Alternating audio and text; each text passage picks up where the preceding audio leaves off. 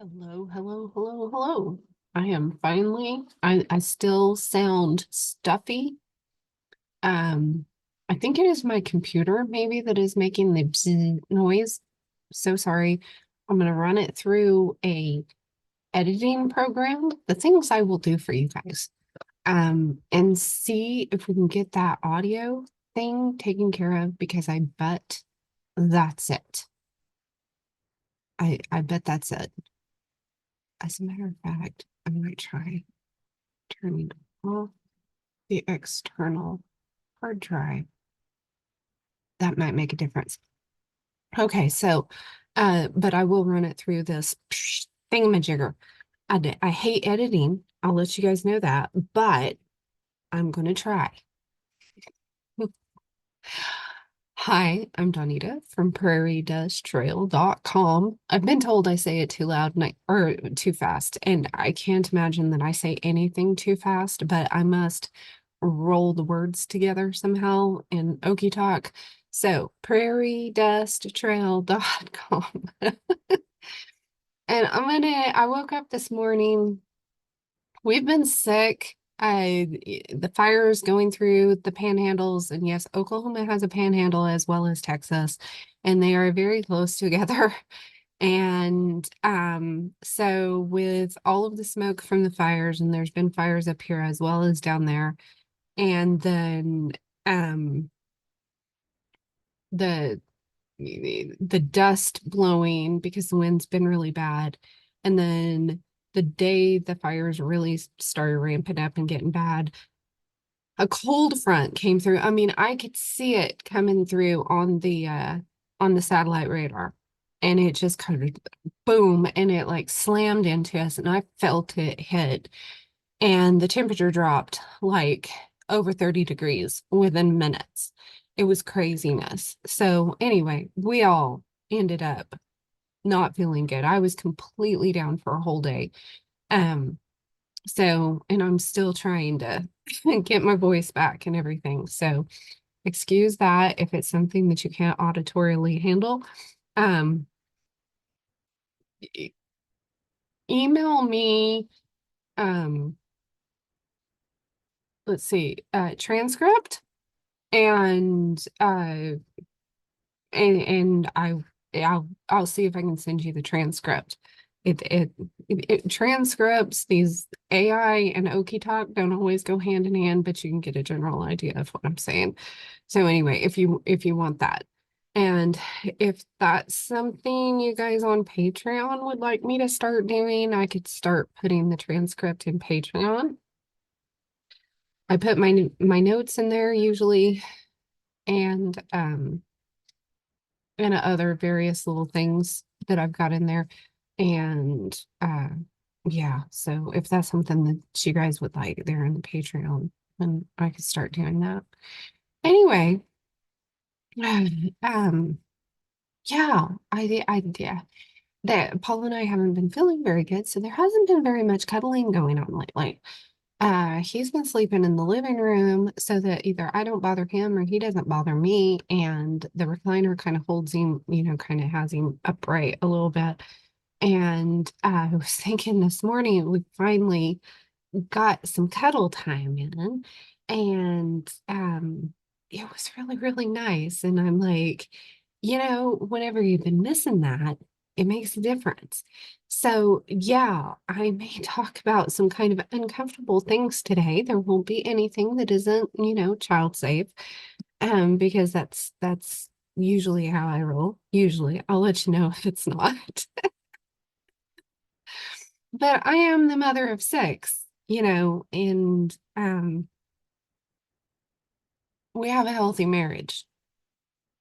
So I was going to go into that today because there's been some question, and Shelly and I from There's No Place Like Home have kind of discussed. We've got adult daughters now, and as they're getting married, discussing with them when is appropriate, uh, how is appropriate attitude and actions regarding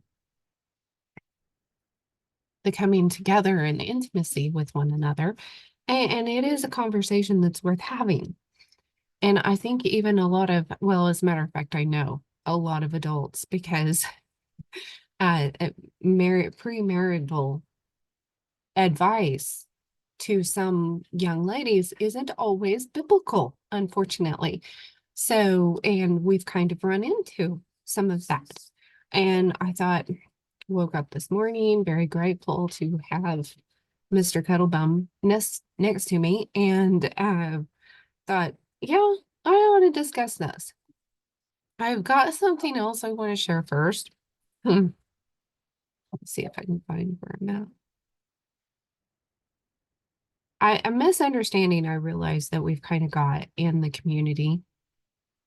And First Corinthians 7:5 gets, oh, nope, this was not the one. I need to stick you over here. That was not the one I was going to discuss.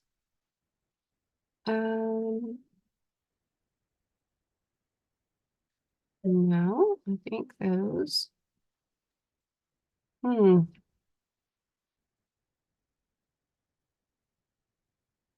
Well, I've got a bunch of stuff up here. Yeah, I really want to start with this other one first. Let me see if I can find it. Sorry about that. We were talking, we keep running into something with within the community. Oops. I'm pulling up the Telegram. I accidentally pulled up Understanding Conspiracy. If you are in his Telegram, it is busy. Oh my goodness. I absolutely cannot keep up with that one. It's like, oh, I think I'll get in here and lurk a little bit, see what he's got going on in his thing, because I'm going to have him on for Tin Hat Talks later this month. And I'm like, oh, can't even keep up with this. And so there's a chat here. And I think Shelly's little mom rants here lately have been a very good thing. Um, there we go. Sorry, I thought I was on a roll today. I thought I had all my P's and Q's in order. Here it is, here it is, here it is. And, um,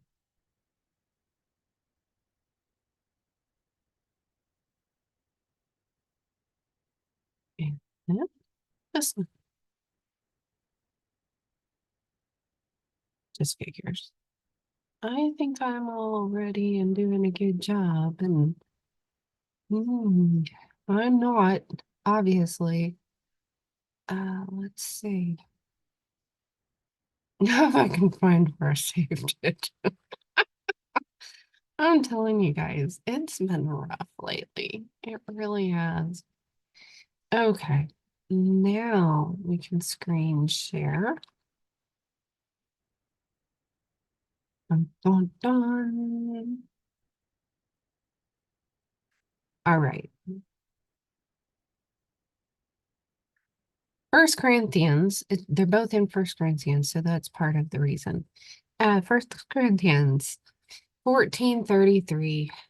For this is the one people keep, for God is not a God of confusion. Blah blah blah is what it says in the the King James, or you're gonna go into the other. But that's not what it really says. That's how it's translated for the English. But this word right here um means different than what we're kind of and this is talking in the assembly, okay, of the saints. So this word means like instability. God is not a God of instability. He's not a God of disturbance, upheaval. Okay? It does not say commotion. It does not it commotion that generates confusion, okay? out of control. He has things under control. He is a stable and consistent God. He's, all knowing and everything else. And the reason that I was kind of coming up with this, having issues with this, is we're talking about, the partial preterism type thing and stuff, and the idea that the millennium may be already happened and we may be in the short season. And I'm calling it the great deception as far as I'm concerned. And everybody keeps, not everybody, but people in the comments and in various people's comments, not just Minor Shelley's, but in other places, we're seeing this a lot. God's not the author of confusion. Well, yes, he is. You can't take a New Testament, and I know somebody's going to come at me, but listen to me before you start typing that comment. Listen, okay? You can't take a New Testament Bible verse all on its own without taking the context of God in the whole Bible, because he is the same God yesterday, today, and forever. Therefore, he is the same God that came down at the Tower of Babel and confused the languages. All right. So we can't say he's not an author of confusion, because what did he do? I'll pull that one up. Okay, wait.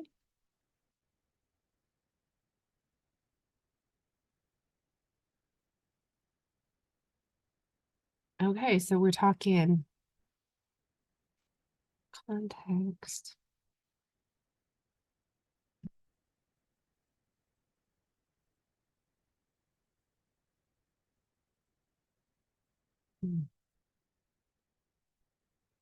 Oh, let's screen share again.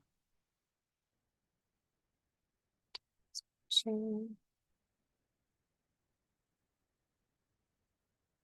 Here. Okay, so it says in Genesis 11, and the Lord said, behold, they are one people and they have one language.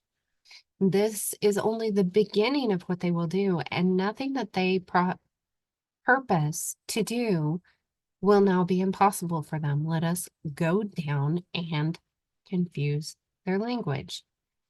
Now I can pull up Genesis 11. Let's get the full 7. Let's do Bible Hub Lexicon.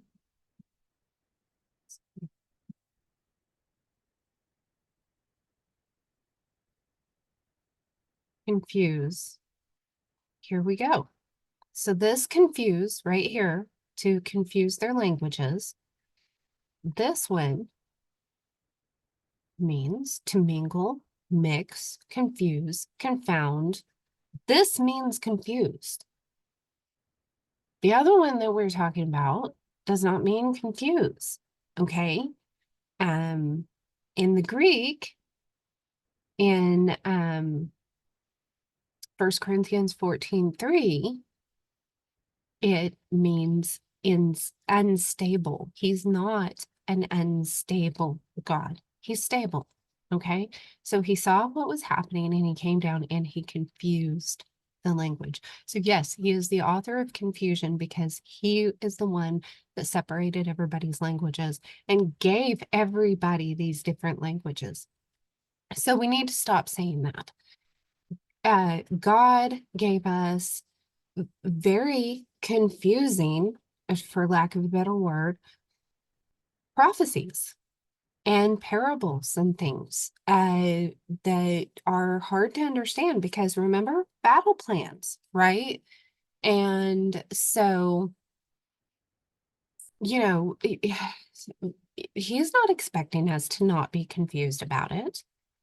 He said, it's the honor of kings to, what's that one?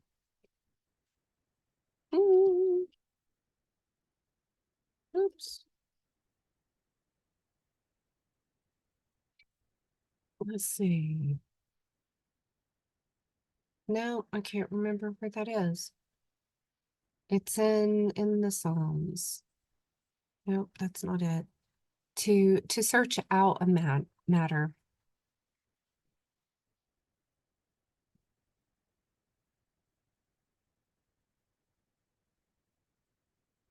It's probably because I'm in ESV, huh? Ah, here we go. It is the glory of God to conceal things, but the glory of kings is to search things out. That is huge, guys. Okay. So it is the glory of God to conceal things, but the glory of kings to search these things out.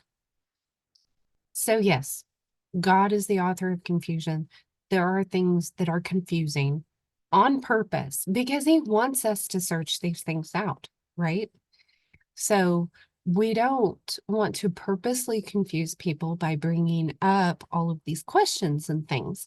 But what we're wanting to do is to get together as a community, as a congregation, as a church, because that's what each one of us is part of the kingdom. And we want to search these things out because we're heirs of the kingdom, right? So I hope that helps. I hope that helps. Um, and if you left a nasty comment, I might delete you because I don't have as much patience as if you're respectful, I'm good with it. But if you get disrespectful, I'll delete it. Okay, back to the marriage thing. This is the book that I definitely recommend. Pastor Jim Hughes. I've kind of worked with him off and on for a long time. In this See-Through Marriage, he has several books that are very good on marriage and various things. But this one right here, Paul and I went through together, which is a feat for the two of us. And this one was very easy for us to understand and just very edifying. So if you're looking for something to help in your marriage or a gift for a wedding gift for someone, this is a good one. I definitely suggest it. Okay, now to 1 Corinthians 7:5. Okay, and this is the one that people kind of talk about, go back and forth. And some people want to completely throw this out of the Bible for the most part. And then some people want to be real sticklers on what this actually means. Um, and it's probably Paul talking here, not to deprive one another, except for a time that you may devote yourself to prayer and then come together again so that Satan will not tempt you. And this is talking about intimacy, but it's talking about more than that. And that's part of the reason that I brought up the lexicon here. This is calling out together, agreeing for a time or a season so that you can be at leisure and devote yourself in prayer. So, there, just because it says you can separate each other in like fasting and prayer, and you can separate from each other for a little bit and withhold from one another during that time, it doesn't mean like whenever you're sick that, well, because it says therefore your body is not your own in a marriage. Your body belongs to the other person in your marriage, is what it says in the New Testament. But again, this is basically one scripture. So what does it say in the other scriptures? So, and here's this word, defraud, deprive, and that's what it means, to cheat, taken away wrongfully. And this is used in the do not bear false witness. There are several places that this, do not defraud or deprive one another. Okay, there's several places in the New Testament that this is being used in a different context, even. So this is I mean, you can come together and still be given like the cold shoulder. And, this is talking about don't withhold from each other, not just that intimacy, but, intimacy in your relationship, as in, your emotional intimacy and time spent together and things like that. Not just this, but completely. Let's see, Mark 10:19. The commandments you shall not murder, commit adultery, or steal, or bear false witness. You shall not defraud, and you shall honor your father and mother. Okay, so that's a context there that it's putting it in. And then Timothy 6:5. Let's see. It's hard whenever you don't have the actual one, but this is one of the ones that it's talking about. Not, and this is not defrauding or withholding truth. Okay. Do not start fussing with me. So I think this kind of goes down to the 5 love languages. And if you don't know what the 5 love languages are, these are excellent books. Excellent books. Get the 5 love languages book. Borrow it from the library, whatever. If you haven't read these yet, do so. Get the audio, something. And what they basically are is words of affirmation, physical touch, receiving gifts, quality time, and acts of service. So, by words of affirmation, you encourage, affirm, appreciate, empathize, and listen actively. This is mine. So whenever you leave a nice comment in the comments, that is like words of affirmation to me. It makes my day. When you send me an email telling me that something, made an impact on you, and you share your story with me, that absolutely makes my day. That is awesome. Um, Whenever Paul gives me a compliment, says that I smell nice, or he's silly, so he'll tell me, you're really nifty, or you're pretty slick, things like that. That delights me, absolutely delights me. Getting unexpected notes and cards, genuine encouragement. Things that don't work is if somebody's very critical, rude, then it really hits me hard sometimes. Not as much now that I'm older, I can let things roll, but used to, uh, words against me really hurt me. That was the best way to hurt me, was, the sticks and stones thing didn't work for me. Yeah, I'd rather you break my bones than than talk mean to me. Physical touch is nonverbal use of body language to touch. This is hugging, kissing, holding hands, showing physical affection. Whenever I walk by Paul, I, pat him on the shoulder and things like that. And we all need all of these to a point, but some of these for each one of us is a little bit more, a little stronger. Physical neglect, and children definitely need all of these. If you lack any of these things, then you will crave these as you get older. Giving and receiving gifts. I hate that says receiving. It's giving and receiving gifts. Thoughtfulness. uh I don't know why that says speaking purposefully, because that would be words of affirmation. But thoughtful gifts and gestures, small things, matter in a big way. And then expressing gratitude whenever they receive a gift. So if somebody's love language is gifts, then they love to give gifts as much as they love to receive gifts, usually. And so when they give a gift, they love it when somebody really, really likes the gift that they gave, So it's their goal to give you an awesome gift, right? Um, And some people can have one of these is their how they give love, and then they'll have something different on how they receive love. My father-in-law, his was giving gifts. That's how he showed love, was to give gifts, and he absolutely delighted in giving gifts. So when he was in the nursing home, when holidays were coming up, I would call the flower shop and I'd say, hey, I want something really pretty for our dining room table for the next holiday, be it Thanksgiving or whatever. And I want you to send it down to the nursing home for Hugh Fogleman.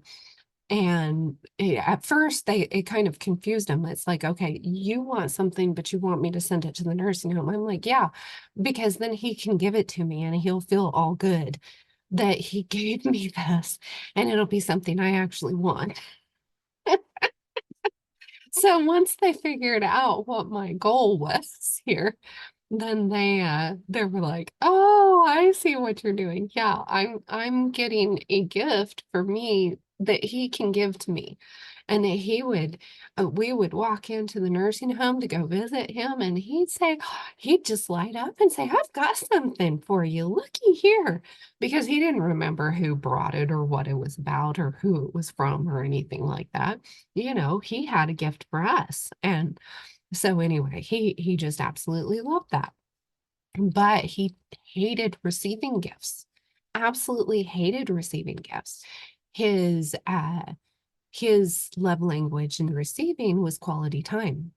So if he and I were kind of struggling because I was the one home with him the most before he went in the nursing home, um, then I would take him out for coffee. We would go to the coffee shop and he'd sit there and visit with his friends, and we'd drink coffee, and it would just make things all better. It really would. It may sound silly, but it would just make things all better with him. So quality time was how he received love. And that's uninterrupted, focused conversation. That's not sitting there with your phone or in front of the computer or whatever.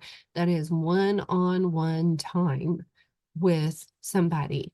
And this isn't quality time over quantity time. This is, especially whenever you've got children, they need a lot of quality time where you are actually giving them that attention. And it's easier to do whenever they're like a baby and you're holding them, rocking them, burping them, all those kinds of things. But as they get older, you get to where you want to do other things. I want to visit with them while I'm doing laundry or dishes or whatever. And sometimes they need you to just sit down and give your undivided attention to them. And so that they can, whatever they're talking about. Okay, or show you all their toys or whatever. So that's creating special moments together, taking walks, doing small things together. Um, I took him to the coffee shop. That was one of his favorite things to do. And what is going to derail that are those distractions. And then there's acts of service, and this is Paul. Whenever he wants to do something nice for somebody, he does something for them. It's an act of service. He does something for them. So yeah, he doesn't do gifts. He doesn't care about gifts. He doesn't, giving and receiving gifts don't matter in the slightest for him. He does like quality time and of course pat on the shoulder and things like that. And we've all got more than one thing that we kind of lean on. But the big one is if I go do something for him, go pick up a part for him, go to work with him, and help him, you know, get his tools for him or something like that, fix him his favorite dinner or something, then that is going to make the biggest impression on him. And everybody's got a different thing. So anyway, that's important whenever you're remembering. Do not deprive one another. It's not just talking about the SEX thing. It's talking about these things, that time spent together, the hugs and the pats on the shoulder, the words of affirmation, the little gifts, and the acts of service to each other. That's just huge, huge stuff. And let's see. So here's where that comes from. And the husband should give to his wife, and likewise the wife to her husband, for the wife does not have authority over her own body, but the husband does. And likewise, the husband does not have authority over his body, but the wife does. Do not deprive one another, except perhaps by agreement for a limited time, that you may devote yourselves to prayer and then come together again. So, some people want to take this as, your body is not your own whenever you're married, and they can do whatever they want, whenever they want, unless you are stopping for fasting and prayer. And I'm sorry, if you are really devoted to one another, you really care for one another, if you are sick, your spouse is going to be understanding about that. But just as soon as you're feeling better again, then, and we as women really need to make sure that we are attempting to take good care of ourselves so that we are feeling as good as possible. So whenever Paul was working a lot and he wouldn't get home until later in the evenings, I tried to make sure that I had a little bit of time before he got home to regroup myself.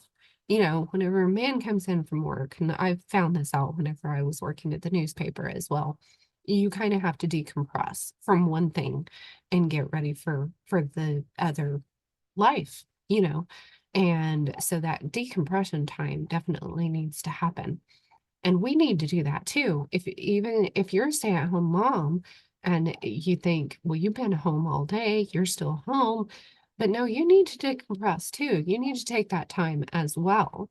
So if you can have a special time that, okay, dad's going to be home in a little bit, it's time to kind of clean things up and get things ready for dad, and we're going to get supper ready. Make sure that as the children are picking things up, cleaning things up, doing their thing, or even if you just send them outside to play for a little bit, um, that you take a few moments, get yourself some hot tea, take some good deep breaths, do a little bit of stretching or something, and, sit down, prop your feet up. That's a big thing I have to do these days because my legs swell. Sit down, prop your feet up, and just relax for a little bit. If the weather's bad outside and you need to stick in a Veggie Tales for the kids or something, go for it. But give yourself that little bit of time.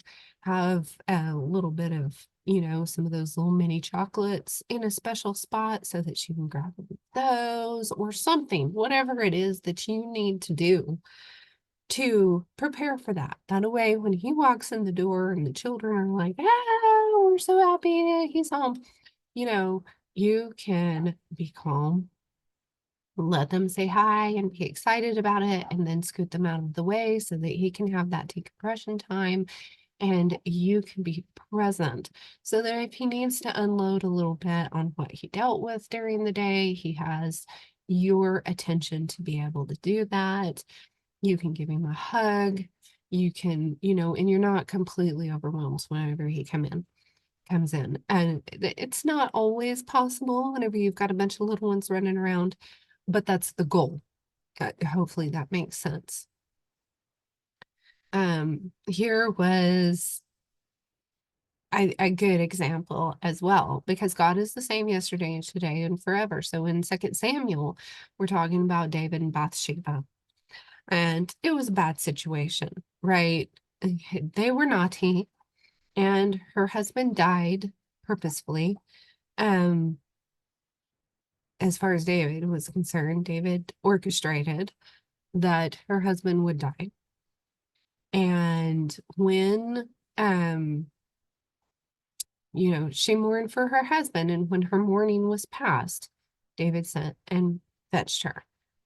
and she became his wife and bare his son. And the thing had displeased the Lord, of course. But he gave her time to mourn. And when her mourning was past, then he fetched her. Okay, this is important. We've also got it in Deuteronomy here.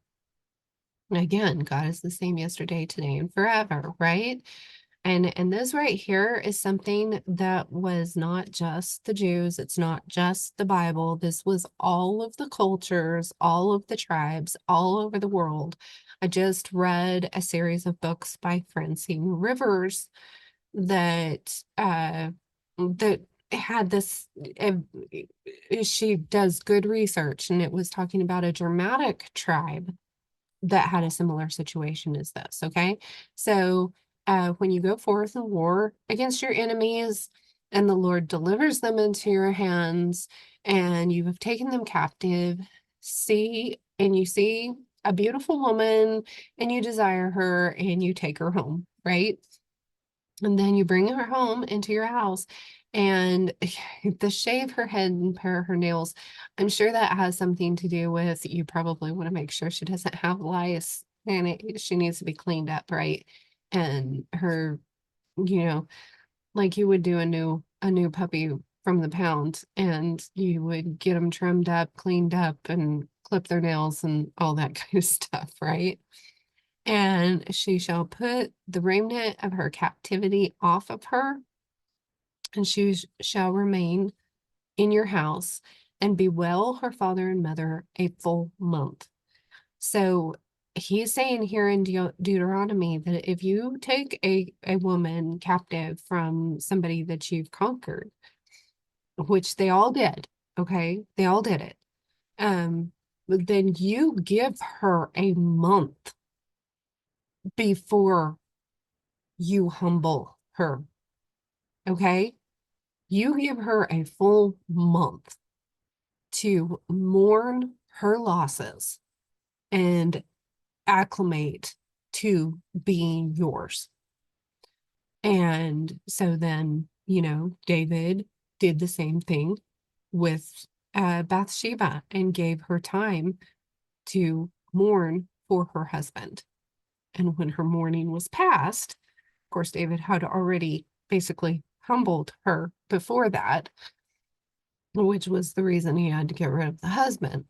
Um, but, that gives us the context in here that, no, we don't want to deprive one another, but there is precedent in the Old Testament that if something bad happens and one or the other of the spouses, has a loss, a coworker passes away, a parent passes away, an old friend, the fires that we've had out here are, we had devastating fires in 2017. So whenever this happens, now it brings all of that up. And sometimes it's hard to be intimate whenever you're stressed out, okay? Period. And so that is that understanding. So there is biblical precedent for taking a month off if needed. Plus, then if you go into whenever she has a baby, if it's a boy baby, you need to take 6 weeks. If it's girl baby, you need to take 12 weeks or whatever it is. And I do believe in there's scientific studies that have been done that show that the hormones are different whenever you have a girl baby than they are whenever you have a boy baby, and there is good reason for the differences. So anyway, I just some things that I thought I just felt like needed to be kind of discussed. And if you've got, like I've got adult daughters that two of them are married already, and two that, will be at some point, I'm sure. And these are discussions that we have. When is it appropriate? When can you say, I ain't in the mood right now, type of thing. And it's not just willy-nilly whenever you want to. because your body is no longer your own. It's like we are the bride of Christ, so, or the bride of the Messiah. And as that, we are the body of the church. And like I said, the pinky and the ear don't see the same thing, right? We don't perceive the same thing. So we need to quit being judgmental, because each part of the body, an internal organ of the body, definitely doesn't have the same perception, isn't seeing the same things, and doesn't have the same job as the fingers, right? So we need to remember that and give each other grace whenever that comes down to it. But it is the same thing that our bodies, as part of the body, the church, the bride, our bodies are not our own. They belong to Him. So, and we could go into, so does that mean that we have the right to withhold ourselves from Him for a period of time? Well, I think we have times that we do need to step back. And of course, He gives us those different times, and rest and recuperate and get a different perspective on things sometimes. And most of those places in the Old Testament and the Torah where it says unclean, and you have to do something special, and you have to stay away from people or do things differently for a number of days or weeks because you are unclean. I believe that unclean in those instances more means that you are in need of rest. It's giving you permission to rest. So if you're on your monthly cycle, it's not that you're unclean, it is that you need extra rest and extra care during that time. And God knew we would need those times. So if you're working for the Lord, if you're in ministry or something like that, this is a time that you need to maybe say, okay, I'm going to separate myself, not from the Lord spiritually, but separate ourselves from that work for a little while. Because if you don't take breaks, if you don't take sabbaticals, you're going to lose your efficiency. You're going to lose your effectiveness, you know. So, and with the children, there are times mom needs a break. Now, I didn't have dependable babysitters. So Paul would take them, or he would stay home with them and let me like go for a walk or something every once in a while. And it was just little bits here and there, but it helped immensely. If you've got a great Mima like me to drop your children off with so that you can, go for the day or something, then praise the Lord and enjoy that one every once in a while. I know Paul and I absolutely love keeping our grandbabies.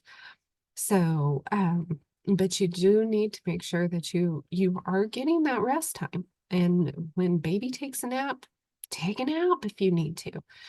Don't always be using nap time as a time to get a dozen things done. Sometimes nap time for the child needs to be a time that you get to rest too, and that's okay. So anyway, that's yeah, a little off my thing of what I don't know. Do I really have anything particular that I ever I feel like I'm always in some weird thing doing things. I thought I had that up too. I guess not.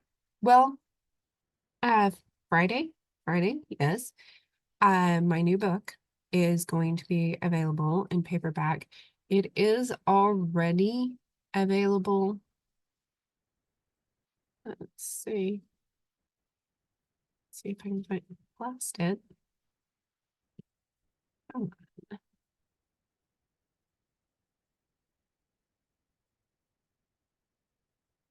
Oh, Oh,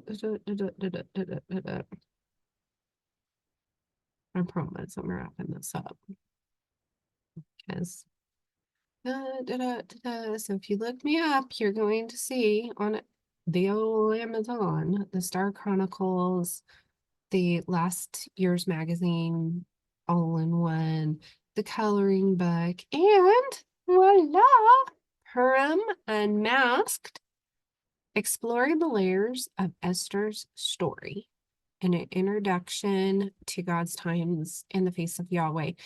This is a series that I'm coming out with this year. Yahweh willing, it will, gradually it will be,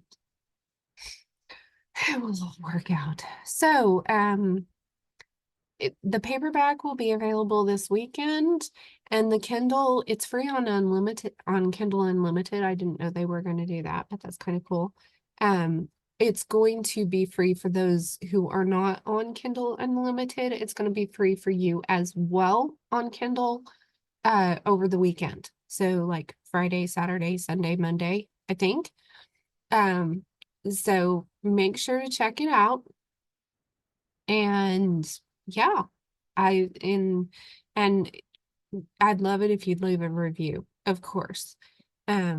But it's not any big, it's 33 pages, and some of those are journaling pages. So it's a little journaling Bible study. It's not a huge big thing.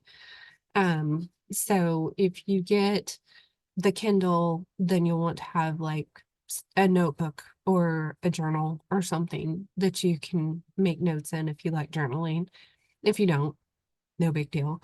Uh, but anyway, if you like journals, Bible study journals, then anyway, and Melissa Flores did the pretty cover for me, the art for this. She did such a beautiful job. She really did. And her link is in the book if you would like to look some more of her stuff. So anyway, that's all we are doing this time. I may have a giveaway at some point in time on this, but right now it's like it's going to be free over the weekend on Kindle, so you'll be able to get it. And if you want the paperback, then that'll be available, and it will be the $7.77 there too. So anyway, lots of fun. I'm pretty proud of myself getting that done, even though been sick and had the fires and all the kind of stuff. But and if you it's off of a course that I had, an email course. If you were enrolled in the email course, you'll be getting a paper copy of this. I'm going to send you a paper copy. So don't buy it if you were enrolled in my email course, because I'm going to send this to you as a gift for your support, and I really appreciate it. And yeah. Anyway, okay. Well, may the Lord bless y'all, and remember, you can make it through the dust storms of life with God's divine help.